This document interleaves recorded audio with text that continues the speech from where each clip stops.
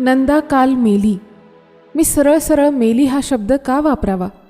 इतर शब्द कमी आहेत का मराठी भाषेत?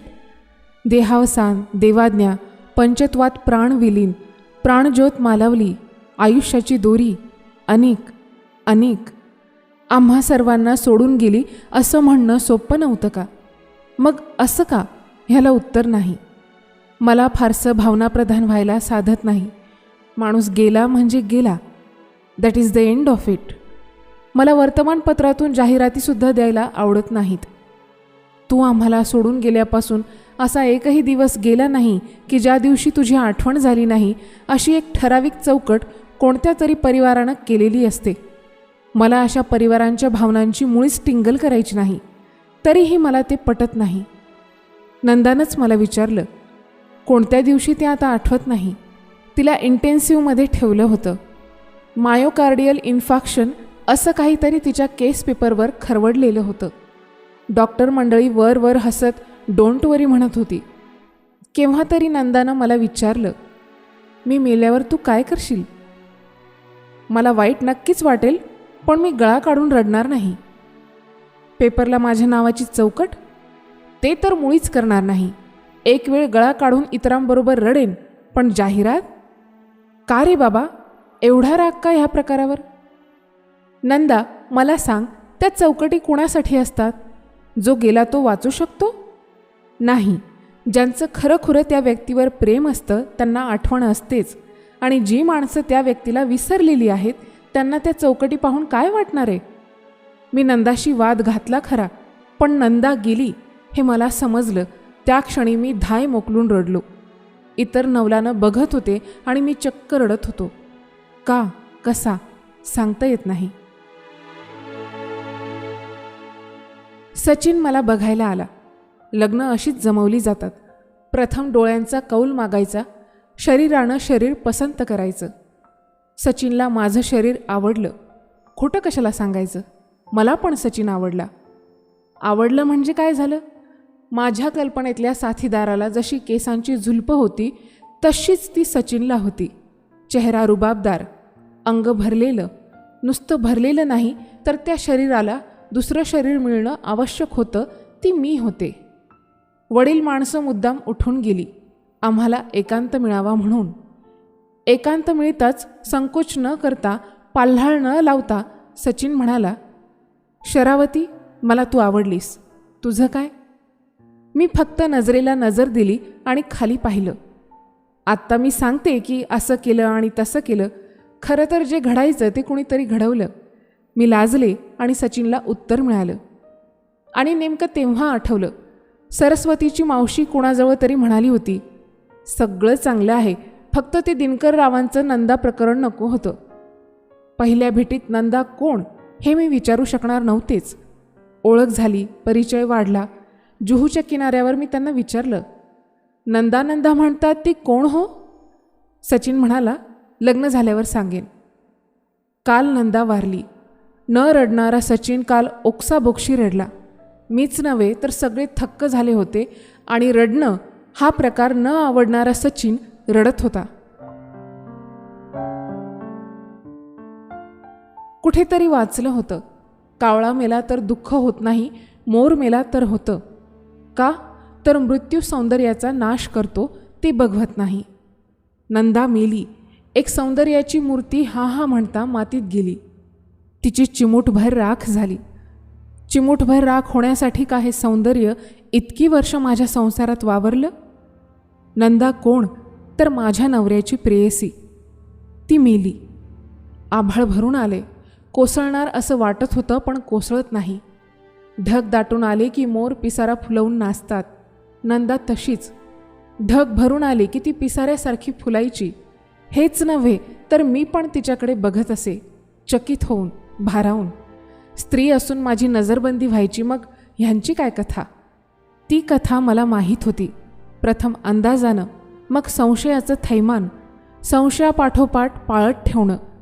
ते आणि ती रेड हँड सापडतात का ह्यासाठी जंग पछाडणं. पण मला एवढं करावं लागलं नाही. थोड्याच दिवसात ह्यांनी तिला घरी आणलं. मी तिला पाहिलं आणि मनाशी म्हणाले, माझी जर अशी अवस्था होते हिला पाहून तर मग ह्यांचं काय झालं असेल?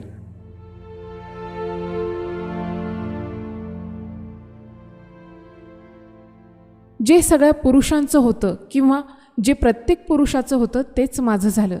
अर्थात नंदाला पाहिल्यावर जे झालं ते सांगतो. ह्यात सगळ्या पुरुष जातीचा हवाला देऊन मला माझ्या भावनांचं समर्थन करायचं नाही. विश्वामित्राला जे साधलं नाही ते माझ्यासारख्या यहकश्चित एका छोट्या कंपनीच्या डायरेक्टरला काय साधणार? असल्याही पळवाटा मला शोधायच्या नाहीत. हातून घडणारी कृती ही केवळ कृतीच असते. प्रत्यक्ष कृती जेवढी समर्थनीय असते तेवढं त्या पटणाऱ्या किंवा न पटणाऱ्या कृतीमागलं समर्थन कधीही पटणारं नसतं. म्हणूनच सुखाचा संसार असताना, जीव टाकणारी जान्हवीसारखी पत्नी असताना मला नंदा हवी हवीशी का वाटली हे मी कधीच सांगू शकणार नाही. उत्तर नसलेली ती एक घटना होती. पुरुष हा निसर्गतःच पॉलिगॅमिस्ट असतो. त्याला नाविन्याची भूक असते, चटक असते, वगैरे वगैरे बकबक करता येईल. देवादिकांपासून महाभारतापर्यंत अनेक दाखले देता येतील. पण ह्यातलं मी काहीही करणार नाही, कारण मी स्वतःला गुन्हेगार समजत नाही. मी स्वतःला आरोपीच्या पिंजऱ्यात उभं करणारच नाही आणि तुमच्या कोर्टात तर नाहीच नाही. मला आरोपीच्या पिंजऱ्यात उभं करण्याचा अधिकार फक्त जान्हवीला होता आणि आहे. पण केव्हा तरी तिनंच माझी समजूत घातली. आकांड तांडव करीत नव्हे किंवा नाईलाजाने पण नव्हे. त्याच वेळेला उपकाराच्या प्रचंड दबावाखाली मला गुदमरून टाकण्यासाठी पण नव्हे. विथ फुल अंडरस्टँडिंग असं ज्याला म्हणता येईल तितक्या निष्कपटी मनानं मला मिठीत घेत ती म्हणाली, दिनू, मला माझ्यापेक्षा तुझी काळजी वाटते. का? तू अकारण अपराध केल्यासारखा वागशील, अकारण स्वतःचं मन खात राहशील आणि वस्तुस्थिती फार निराळी असताना मला देवता वगैरे ठरवशील. तसं करू नकोस. मी तुझी आहे तितकाच तू माझा आहेस. नंदा जितकी तुला आवडली आहे तितकीच मला आवडली आहे. ती तुझ्या आयुष्यात आली आहे. फार भाग्यवान असतात अशांनाच अशा बायका भेटतात. तू भाग्यवान पण आहेस आणि कर्तबगारही. I am proud of you. मस्त जग. आरोपीसारखा वावरू नकोस.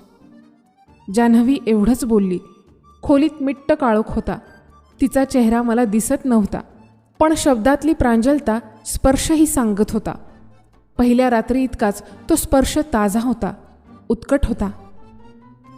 जान्हवी, आता काही बोलायचं नाही.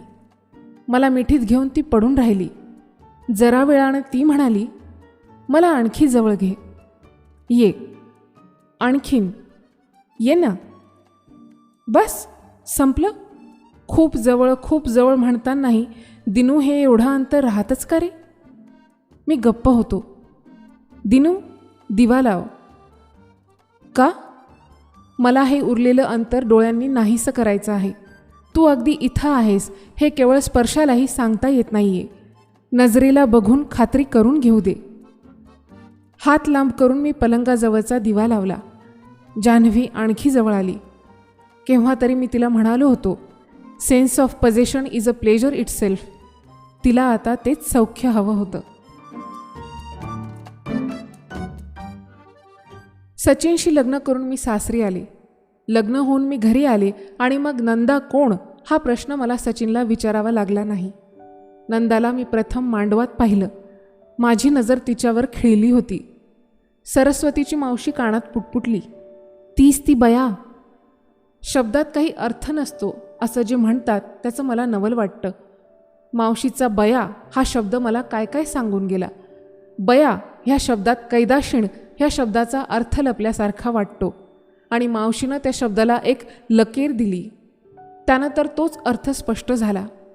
पण बया ह्या शब्दाची बयो केली की तो शब्द किती नात्यातला वाटतो. मी नंदाला पाहिलं त्या क्षणी मला ती बयो वाटली. सासूबाईंचं तर तिच्या वाचून पान हलत नव्हतं आणि बयो पण सासूबाईंना काही करून देत नव्हती. लग्नाचा सोहळा तसा काही तासांचाच, पण त्या काही तासांतही कित्येक ठिकाणी पोकळी निर्माण होते. त्यावेळी स्वतःच्या हिमतीवर योग्य निर्णय घेणारी व्यक्ती हजर असावी लागते. त्या प्रत्येक ठिकाणी बयो होती. दिव्याच्या रोषणाईसारखी ती हसत होती, आसमंत उजळत होती. सरस्वतीच्या मावशीच्या अगोदर मी बयोला वाकून नमस्कार केला. निरोप घेतेवेळी अश्रूंचा पूर वाहवणाऱ्या माझ्या आईला धीर देणारी पहिली बयो होती. मला नवी आई मिळाली असं वाटून बयोकडे पाहतच मी आईला म्हणाले, माझी काळजी करू नकोस. ह्या घरी आले. बयोनं मला जिंकलंच होतं. सासूबाईंना पण तिनं असंच जिंकलं असेल का? जिंकलं जाणं हीच तिची शक्ती. पण तरीही दिनकररावांनी सासूबाईंना जेव्हा प्रथम ओळख करून दिली असेल की जान्हवी ही नंदा, अगदी त्या क्षणी सासूबाईंना काय वाटलं असेल? तुमच्या बायकोनं जर विचारलं ही कोण, तर काय सांगाल? मैत्रीण असं स्पष्ट सांगाल? न सांगायला काय झालं? ते मला माहीत नाही. काय सांगाल एवढंच मला हवंय. सांगेन मैत्रीण म्हणून. त्यानंतर समजा त्यांनी विचारलं की मैत्री कोणत्या स्तरापर्यंत, तर त्या प्रश्नावर मी विचार करून ठेवला नसेल असं वाटतं का तुला? असं कसं होईल? तुम्ही सर्वात जास्त विचार करून ठेवला असेल. कशावरून? कारण तुम्ही उत्तर द्यायला बांधलेले आहात. मला हा असा प्रश्न कोणी विचारणारच नाही. मी विचार करून ठेवला आहे, पण तरीही उत्तर देताना मला 2 क्षण थांबावं लागेल. मी असं म्हणताच नंदानं विचारलं, ते का? स्वतःची मतं कितीही निर्भीड असली तरीही तारतम्याचा प्रश्न येतोच. नंदा हसायला लागली. ती तिची खास स्टाईल. तिला जेव्हा एखादं विधान पटत नाही तेव्हा ती खूप हसत राहते. त्या हसण्यानं ती तुमच्यातली हवा काढून टाकते. मी तिला म्हणालो, तुझं हे हसणं क्लोरोफॉर्मसारखं आहे. समोरच्या माणसाला आपणच फार येडपटासारखं बोललो की काय असं वाटायला लावायचं आणि मग तो सावध व्हायच्या आत त्याच्यावर शस्त्रक्रिया करायची, असं हे तंत्र आहे. हसणं थांबवीत ती म्हणाली, प्रश्न तारतम्याचा आहे की स्वार्थाचा? मी पटकन म्हणालो, तुझा स्वार्थ शब्द मला आवडला नाही. तो फार जळजळीत आहे. I am sorry. तसंही नाही. मग तीही इरेला पेटली. ती म्हणाली, मला कोणतेही विधान तसंच्या तसं स्वीकारता येत नाही. समोरच्या माणसाला त्याच्या विधानामागची भूमिका सांगता आली पाहिजे. मी म्हणालो, ही सरळ सरळ डिक्टेटरशिप झाली. प्रत्येक वेळी तुझा हा अट्टहास का? नंदा एकदम गंभीर होत म्हणाली, वाक्यरचना कशी करायची हे व्याकरण शिकवतं. का करायची हे विचार सांगतो. मला नेहमीच विचारांचा मोह पडतो. माणूस विचारांनी वाढतो, व्याकरणानं नाही. नंदा हे असं जेव्हा केव्हा बोलायची आणि मला नव्यानं वाटून जायचं आपल्याला ही आवडली ह्याचं कारण हेच आहे. मी तिला विचारलं, तुला हे असं पटकन कसं बोलता येतं? नंदा आणखीन गंभीर झाली. ती म्हणाली, एकांतवासानं मला ही देणगी दिली. देणगी आणि शापही. मी गप्प बसलो. आता काहीही न विचारता नंदा बोलत राहणार हे मी जाणलं, पण ती गप्पच. मग मी विचारलं, शाप असं का म्हणतेस? फार तर्क हा माणसाचा एकांत वाढवत जातो. तो तर्क कर्कश वाटतो. फार मॅटर ऑफ फॅक्ट होतो. कधी वाटतं नुसता तर्क करीत राहणारा माणूस संशयी होतो. त्याची वाढ होत नाही आणि त्याला सुखही लागत नाही. मी म्हणालो, तुझ्याकडे पाहिल्यावर असं वाटत नाही. तू सुखात आहेस की नाहीस हे मी सांगू शकणार नाही, पण तुझी रोज वाढ होते आहे एवढं नक्की. नंदा शांत नजर रोखीत म्हणाली, तर्कालाही सत्याचा आधार लागतोच, त्याशिवाय तो वास्तवतेत उतरत नाही. ज्या तर्काला वस्तुस्थितीचा आधार गवसत नाही तो तर्क सोडून द्यायची तयारी असावी लागते. सत्याचा आधार शोधायची धडपड पण करायची असते. अशी धडपड जी माणसं करतात ती वाढतात. ज्यांचं तर्कावरच प्रेम असतं ती माणसं तिथंच फिरतात. हे सगळं तुला कुणी शिकवलं? एकांतानं. मुळातच तुला ह्या वयात एकांताची ओढ का वाटली हेच कोडं आहे. हा एकांत लादला गेला. तुला बोलले होते की नाही हे मला माहीत नाही. जस्टिस अक्कलकोटकरांची मी मुलगी. काय सांगतेस काय? खरं म्हणजे हे आडनाव दुर्मिळ आहे. म्हणजे माझ्या हे कधीच लक्षात यायला हवं होतं. ते माझे वडील. म्हणजे नंदा? त्यांच्या मृत्यूचं गूढ हेच तुम्ही विचारणार ना? मी हो म्हणालो. गूढ वगैरे काही नाही. ती सरळ सरळ आत्महत्या म्हणायची, अर्थात इतरांच्या दृष्टीनं. म्हणजे तो पप्पांचा राजकीय खून होता. मी आता बॅकग्राऊंड विसरलोय, पण त्यांचा फोटो डोळ्यांसमोर येतो. He was very handsome. काय झालं एक्झॅक्टली? 3 लाख देण्याची व्यवस्था करण्यात आली होती तोंड न उघडण्यासाठी. हां, आठवलं, कोणत्या तरी इन्क्वायरीसाठी. नंदा म्हणाली, 221 पॅसेंजरसहित एका विमानाचा चक्काचूर झाला होता. न्यायालयीन चौकशी पप्पांच्या हातात होती. पहिल्या दिवसापासून वरून दडपण येऊ लागलं. नाना तऱ्हेची माणसं दिवसरात्र खेट्या घालू लागली. अपरात्री फोन तर ठरलेलाच. ह्यानं त्या कारणानं पार्ट्या सुरू झाल्या. मंत्र्यांच्या मोटारी दाराशी उभ्या राहू लागल्या. शेवटी अपघात आणि त्याची चौकशी हे निमित्त होऊ लागलं. मौन पाळण्यासाठी आकडा रोजचा चढू लागला. त्या काळात पप्पांना जर खरी साथ मिळाली असती तर पप्पांनी आत्महत्या केली नसती. कुणाची साथ हवी होती? माझ्या आईची. म्हणजे तिला पैसा हवा होता. कोणतीही किंमत देऊन तिला तो मिळवायचा होता. अपघात प्रकरण दाबून टाकण्यासाठी सरकारचे प्रयत्न आणि घरात आईचा असहकार. जस्टिसच्या घरात मुलगी देताना आईनं आणि तिच्या वडिलांनी फक्त पैसा पाहिला होता.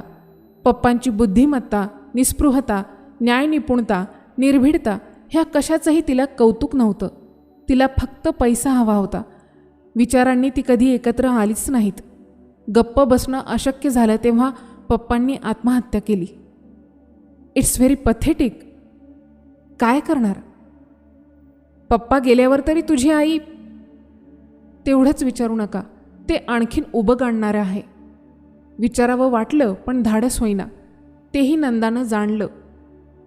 पप्पा गेले पण जाण्यापूर्वी सगळ्या कागदपत्रांचं टाचण आणि नोंद मागे ठेवून गेले. सत्य केव्हा तरी प्रकाशात येईल ही त्यांना उमेद. मग पप्पा असताना त्यांच्याकडे एक फार मोठा पत्रकार येत असे.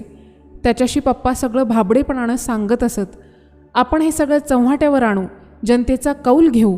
मंत्र्यापेक्षा पक्ष मोठा असला तरी पक्षापेक्षा जनता मोठी असते असं तो म्हणायचा. त्याचा आवेश बघण्यासारखा असायचा. नुसता आवेशच असं नव्हे तर त्याचं सगळंच बघण्यासारखं असायचं. साधा गाडीचा दरवाजा लावण्यासारखं काम, त्यातही डौल असायचा. आत्मविश्वास दिसायचा. माझी आई मंत्रमुग्ध झाली. जगाचा निरोप घेण्यापूर्वी चौकशीचे सगळे महत्त्वाचे कागदपत्र स्वतःच्या शेऱ्यासहित पप्पांनी त्याच्या स्वाधीन केले. म्हणजे पप्पांनी सांगून सवरून? नाही, सध्या तू वाच आणि परत कर असं पप्पा म्हणाले. आमच्या देखतच म्हणाले. तेव्हा कसलीच शंका आली नाही. पण त्या दिवशी पप्पा खूप मोठ्यांदा हसत होते. जरा जास्त बोलत होते, टाळ्या देत होते. कधी जागरण न करणारे पप्पा त्या दिवशी हास्यविनोदात मशगूल झाले होते. चौकशीचं टेन्शन संपूर्ण विसरले होते की विसरण्यासाठी तसं करत होते हे काही कळत नव्हतं. कहर म्हणजे त्यांनी आमच्या देखत आईचा किससुद्धा घेतला आणि मग ते झोपायला जातो म्हणाले. किस घेतला म्हणजे? अगदी इंग्लिश चित्रपटात दाखवतात तसा किंवा कादंबऱ्यातून ज्याचं दीर्घ चुंबन असं वर्णन करतात तसा. मग ते उठले, गुड नाईट फ्रेंड्स असं म्हणाले आणि बेडरूममध्ये गेले. पुढे पुढे काही नाही. That was the last I saw him. Last. का? आई जाम लाजली होती, गोंधळली होती. ती एवढं म्हणाली की आज तुझ्या पप्पांना काय झालंय सांगशील का? आणि वाक्य पुरं व्हायच्या आत पप्पांच्या खोलीतून रिव्हॉल्वरचा आवाज आला. आम्ही खोलीत धावलो, पण एव्हरीथिंग वॉज ओव्हर. खिशात चिठ्ठी. मी वाकलो नाही. पुढे काय झालं? मग काय, पप्पांच्या चौकशीचा फार्स. तुम्ही तिघांनी त्या क्षणी काय केलं? आम्ही दोघी पुरत्या भांबावून गेलो होतो. तो पत्रकार तशाही परिस्थितीत सावध होता. त्याने प्रथम ती कागदपत्रांची फाईल डिक्कीत टाकली आणि मग त्याने पोलिसांना फोन केला. मी अभावितपणे म्हणालो, वंडरफुल. पोलीस आले, मंत्री आले. घरांचं 2 महिने थिएटर झालं. थिएटर का म्हणतेस?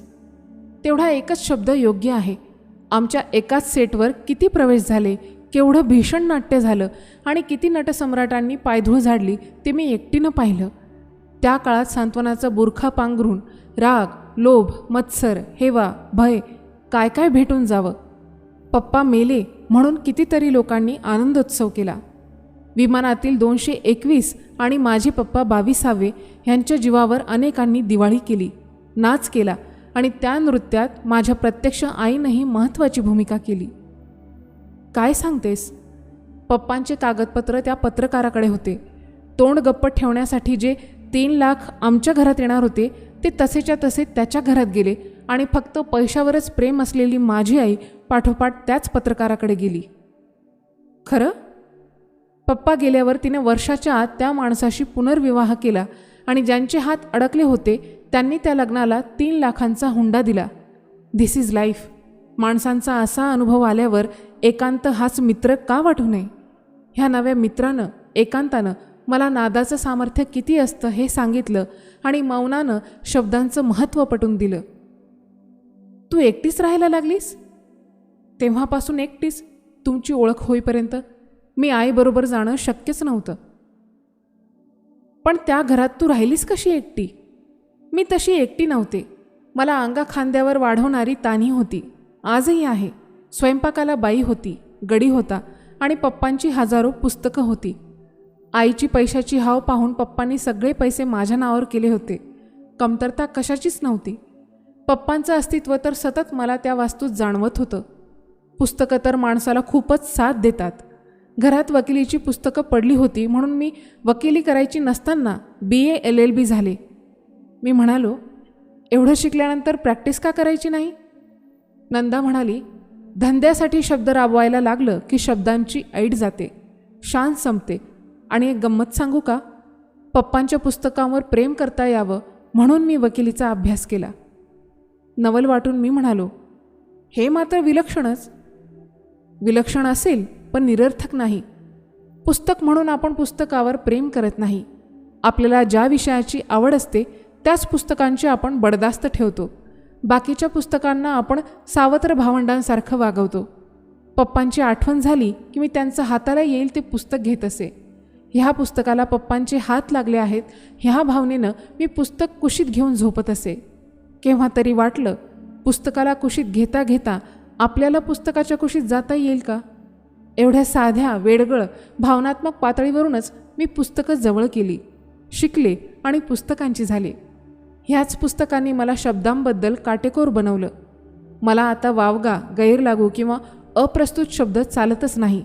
माणसं शब्द फार उधळतात. नंदा थांबली. मीही गप्प होतो. जरा वेळ तसंच बसावंसं वाटलं.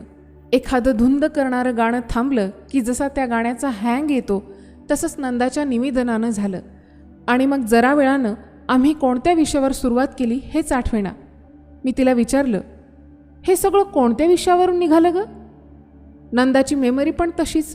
ती पटकन म्हणाली, तारतम्य की स्वार्थ ह्या शब्दावरून. अरे खरंच की. मग आता उत्तर द्या. जान्हवी ही एक फार फार चांगली व्यक्ती आहे. तिचं चांगुलपण कशात आहे असं विचारलंस तर नेमकेपणानं बोट ठेवून सांगता येणार नाही. पण तिच्या सहवासात सतत एका अनामिक स्नेहाचा सुगंध जाणवत राहतो. नंदा म्हणाली, she must be a good soul. शब्दाबद्दल जागरूक असलेल्या नंदाचं प्रत्येक विधान आता आपणही समजून घेतलं पाहिजे. मी विचारलं, कोणत्या अर्थानं म्हणतेस? चांगुलपणाला संदर्भ असला की त्याला मर्यादा पडतात. कारण त्या संदर्भाव्यतिरिक्त ती व्यक्ती इतर बाबतीत कंटाळवाणी वाटते, नकोशी होते, तिला टाळावंसं वाटतं. मी पटकन ते मानलं. नंदा म्हणाली, मग तुम्हाला आपली खरी खरी ओळख करून द्यायला काहीच हरकत नाही. विचार करून ठरवीन. आता विचार कसला? नंदा, एखाद्या बाईला जर कोणी मी सांगतो तो प्रश्न विचारला तर ती काय उत्तर देईल? प्रश्न सांगा. व्यसनापायी तो हळूहळू पोखरला जात आहे. त्याच्या लिव्हरवर त्याचा परिणाम होत आहे. केव्हा तरी आपण असं विचारलं, समजा तुमचा नवरा एका फार मोठ्या पदावर आहे. तो हजारो रुपयांच्या उलाढाल्या करतो. सरकार दरबारी त्याची बऱ्यापैकी वट आहे. त्याच्या निर्णयावर काही गोष्टी अवलंबून आहेत. शारीरिक, भावनात्मक आणि बुद्धीचा कस लागेल अशा सगळ्या स्तरांवर त्याची सतत झीज चाललेली आहे. हे सर्व ताण विसरण्यासाठी त्याने मद्यपानाला प्रारंभ केला. त्याला कोणत्याही जबाबदाऱ्या टाळायच्या नाहीत. मद्यपानाचा गंभीर परिणाम होऊ शकतो. तुमचा संसार अर्ध्यावरच थांबू शकतो. ह्या उलट तुमच्या नवऱ्याची एक मैत्रीण आहे. तिच्याकडे त्याचं येणं जाणं आहे. कदाचित त्या मैत्रीचे धागेदोरे खोलवर गेलेले असतील, पण त्यामुळेच तो नव्या नव्या आव्हानाला सामोरा जात आहे. त्याचा उत्साह टिकून आहे. तुमच्या स्थानाला त्यानं धक्का लावलेला नाही. तर नंदा, ह्या 2 गोष्टींपैकी नवऱ्याचा कोणता छंद बायका मान्य करतील सांगतेस? राहावलं नाही म्हणून मी एके दिवशी सासूबाईंना विचारलं. माझ्या मनात खूप दिवस एक प्रश्न आहे, विचारावं असं वाटलं, पण कसं विचारायचं असं वाटलं. हो ना? हो. शरू, तुला ह्या घरी येऊन किती दिवस झाले? का? म्हणजे असं, तू आता ह्या घराला नवखी राहिलेली नाहीस? मुळीच नाही. आम्ही सगळे एकमेकांशी कसे वागतो, बोलतो, चालतो हेही तू पाहिलं आहेस ना? मी मान हलवली. तुला धक्के बसले असतील. मुळीच नाही. उलट मी सर्वांना सांगते की हे जगावेगळं सासर आहे. सासर म्हणायचं तेही रिवाज म्हणून. कोणत्या अर्थानं जगावेगळं? जे मला प्रतिक्षणी जाणवत आलं होतं ते सगळं आठवत मी म्हणाले, हे घर भीती, धाक, दरारा ह्यावर उभं नाही. ही या घराची सर्वात मोठी शक्ती आहे. प्रत्येकानं दुसऱ्या व्यक्तीला इतकं खोलवर जाणून घेतलेलं दिसलं की कोणती गोष्ट कुणाला आवडणार नाही ह्याचा पत्ता लागल्यावर अप्रिय गोष्ट इथं धाक न दाखवता घडतच नाहीत. मी पुष्कळदा ह्या घरात कमी पडली असेल, पण तेही कोणी जाणवून दिलं नाही. एवढा समंजसपणा आणि दोन माणसातलं नातं आमच्याही घरात सांभाळलं जात नाही. सासूबाई माझ्याकडे पाहत राहिल्या. एवढ्या प्रांजल निवेदनाची त्यांना अपेक्षा नव्हती का? त्यांनी काही वेळ पाहिलं आणि त्या छान हसल्या आणि हसता हसताच त्यांचे डोळे एकदम भरून आले. मी अभावितपणे पुढे झाले. त्यांच्या मांडीवर हात ठेवला. माझं काही चुकलं का? नाही बेटा, मला एकदम नंदाची आठवण झाली. मोठी गोड पोरगी होती. तिच्याकडे खूप शिकण्यासारखं होतं. मी गप्प बसले. नंदाबद्दलच खरं तर मला कुतूहल होतं. ती माझी बयो होती. माझीच नव्हे तर ह्या घराची, कुटुंबाचीच ती बयो होती. मी ह्या घरात आले आणि 2च वर्ष जेमतेम तिचा सहवास मला लाभला. बयो म्हणजे हे घर आणि हे घर म्हणजे बयो असं समीकरण झालं होतं. मी बयोच्या घरी माहेरी जावं तशी राहायला जात असे. तिन्ही त्रिकाळ चमचमीत खात असे. तिच्या पप्पांच्या देखण्या पोर्ट्रेटकडे पाहत असे आणि चक्क बयोच्या कुशीत झोपत असे. आपल्या सासऱ्याची ही प्रेयसी हा विचार पण माझ्या मनात कधी आला नाही. सचिनच्या आईने हे सगळं कसं सावरलं, किती सोसलं, हे प्रश्न मनात होतेच. नंदाच्या आठवणीनं ह्या बाईंच्या डोळ्यात आजही पाणी येतं. हे कसं? मी विचारायच्या आधीच सासूबाईंनी सांगायला प्रारंभ केला. त्या म्हणाल्या, हे घर आणि नंदा हा लोकांचा एक कायमचा कौतुकाचा आणि कुतूहलाचा विषय होऊन बसला होता. कौतुकापेक्षा कुतूहल जास्त, आणि तेही माझ्या संदर्भात जास्त. निर्लज्ज, कुडगी, स्वाभिमानशून्य इथपासून अनेकांच्या अनेक शिव्या मी खाल्ल्या. ज्यांचा तसा काही संबंध नव्हता आणि ज्यांनी कोणतीही झळ लावून घेतली नसती अशांची बोलणी जास्त. मग त्यांचा मोर्चा सचिनच्या वडिलांकडे वळला. दिनकरराव भाग्यवान पुरुष. का? तर माझ्यासारखी बायको मिळाली म्हणून. त्यांच्या मैत्रिणीचं मी मनापासून स्वागत केलं म्हणून. लोकांना कमालीच्या उठाठेवी हव्या असतात. बोल बोल बोलले, थकले आणि गप्प बसले. मी म्हणाले, तुम्ही खंबीर उभ्या राहिलात म्हणून. सगळा पट डोळ्यांसमोर विजेसारखा चमकून गेल्याप्रमाणे सासूबाईंचा चेहरा बदलला. क्षणभर त्यांचं शरीर ताठ झालं. पुन्हा त्या नेहमीसारख्या झाल्या आणि म्हणाल्या, कोणत्या तरी नाटकातलं वाक्य आहे, स्वार्थासारखा गुरु नाही. मी त्याच आश्रमातल्या गुरुची शिष्या. कसली खंबीर आणि कसलं काय. कुतूहल असूनही मी चेहरा कोरा ठेवला. मला हवं ते सगळं समजणार होतं. जुळवाजुळव करीत सासूबाई म्हणाल्या, नेहमीच्या रात्रीसारखी ती रात्र नव्हती. अर्थात ह्यांच्या शेजारी झोपेपर्यंत ते मला माहीत नव्हतं. नेहमीप्रमाणे हे जवळ आले. म्हणाले, जान्हवी, मला तुझ्याशी आज निराळं बोलायचं आहे, पण त्यापूर्वी माझ्या एका प्रश्नाचं मला उत्तर हवं आहे. जे ऐकायला प्रिय वाटेल असंच उत्तर नकोय. प्रश्नाचं जे स्वाभाविक उत्तर असेल ते हवंय, ही अट. कबूल? मी हो म्हणाले. मग त्यांनी सुरुवात केली. ते म्हणाले, प्रत्येक माणूस हा एक निराळा घटक असतो. त्याला त्याचं स्वतःचं असं ज्याप्रमाणे स्वतंत्र अस्तित्व असतं त्याप्रमाणे विचार, आचार, सुखदुःख आणि गरजा असतात. माझी प्रत्येक गोष्ट म्हणूनच तुला पटेल, रुचेल असं नाही, आणि तसंच ते तुझ्याही बाबतीत मला आवडेल असं नाही. शेवटी ज्याला त्याला ज्याचं त्याचं आयुष्य असतं. कबूल? इथपर्यंत कबूल. म्हणूनच तुला एखादी गोष्ट, घटना आवडणारच नाही ह्याची ठाम खात्री असल्यावर मी ती लपवून करावी, प्रतारणा करावी की तुला आवडणार नाहीच आहे पण मी प्रतारणा करणार नाही, खोटं बोलणार नाही, ह्यातली कोणती भूमिका तुला आवडेल? मी विचारलं, मला जे आवडणार नाही ते मुळातच तुम्हाला का करावंसं वाटतं? परिस्थितीमुळे. मी चेष्टेत विचारलं, सामाजिक, आर्थिक की राजकीय? अशी कोणती परिस्थिती कोसळली? ते शांतपणे म्हणाले, त्याहीपेक्षा बलाढ्य परिस्थिती आहे. मला फक्त एवढंच सांग, मी तुला ती न आवडलेली गोष्ट मी तुला तुझ्याशी प्रतारणा न करता केली ह्याचं समाधान वाटेल की उद्या सकाळी सांगेन? असा टाईम बॉम्ब लावून नाही ठेवायचा. मी मध्येच विचारलं, म्हणजे काय? वा, त्यांचा तो पेटंट शब्द. हल्ली फारशी तशी वेळ येत नाही. पूर्वी मी म्हणत असे की वेळ येईल तेव्हा सांगेन, मग ते म्हणायचे टाईम बॉम्ब लावून ठेवायचं नाही म्हणून. त्या रात्री विषयच निघाला नाही. आम्ही न बोलता झोपलो. मी आश्चर्यानं विचारलं, तुम्हाला शांत झोप लागली? अगदी झकास.